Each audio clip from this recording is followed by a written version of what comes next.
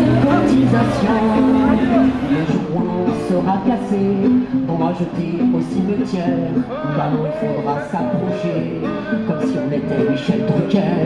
Il faudra qu'on cravache encore, qu'on perde notre vie à la gagner. Allez les vieux, un petit effort, laissez tomber les mots fléchés. J'ai encore 2 mois à travailler et après ce sera la retraite.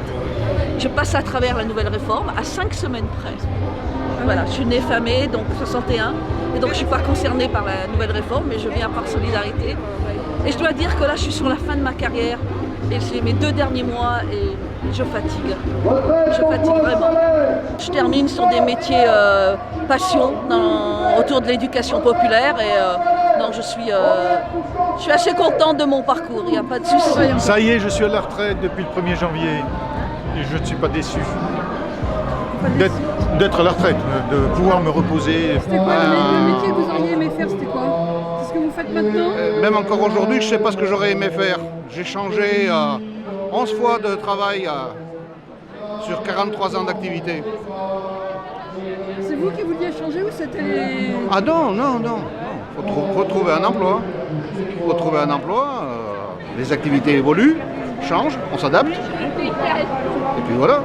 J'ai déménagé 7 fois, j'ai changé 11 fois de métier. Oui, j'ai toujours fait le même métier, c'est-à-dire attaché dans une collectivité territoriale. Et c'était l'horreur, surtout à la fin. T'occuper des gens en difficulté en faisant en ayant une approche comptable, c'est horrible quoi. Et moi j'ai toujours voulu faire des choses, travailler librement, selon ce que je pensais. Et je pensais qu'être attaché dans le cadre, ça permettait ça. Penses-tu? C'était ton rêve de faire ça ou qu'est-ce que tu avais comme... Ah non, j'avais pas de rêve. Je voulais faire de la philosophie, avoir du temps, vivre heureuse, au soleil. Vous avez fait quel métier? Maîtreur. Mais je me verrais mal sur une toiture à 65 ans.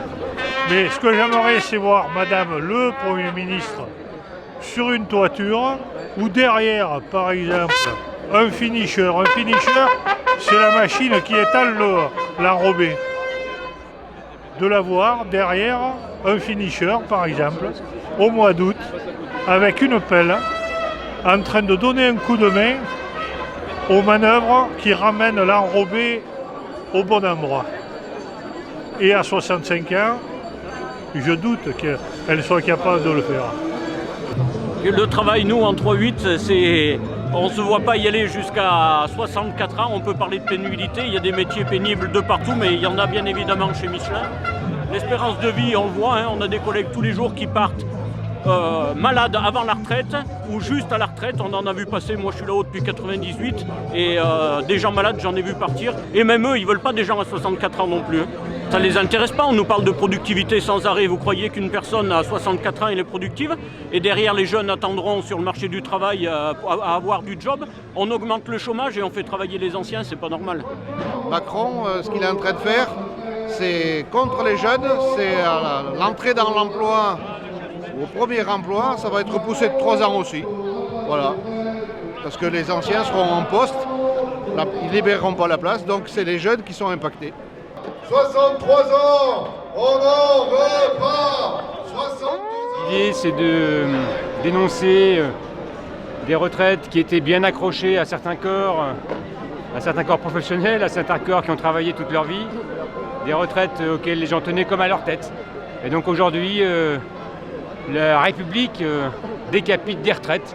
L'appareil que vous voyez derrière moi est effectivement le symbole de l'absurdité, de la violence, des accélérations mortelles de la République. Pas un jour de plus, 62 ans, c'est déjà trop. Pas un trimestre de plus, pas un jour de plus, 62 ans, c'est déjà trop. Vous voulez dire un mot? Un seul mot, écœuré. Je m'appelle Caroline, j'ai 23 ans et je suis là aujourd'hui pour qu'on m'entende parce que depuis l'âge de mes 18 ans, je suis handicapée. Je ne peux pas travailler. Et le problème problème, c'est que vu que je ne peux pas travailler, qui va cotiser pour ma retraite à moi? Personne. Et donc j'aimerais que le gouvernement nous entende, nous handicapés qui ne peuvent pas travailler, qui va cotiser pour nous? Qui va nous donner notre retraite? Je voudrais que tous les handicapés se manifestent et qu'on nous entende et qu'on arrête de nous laisser seuls.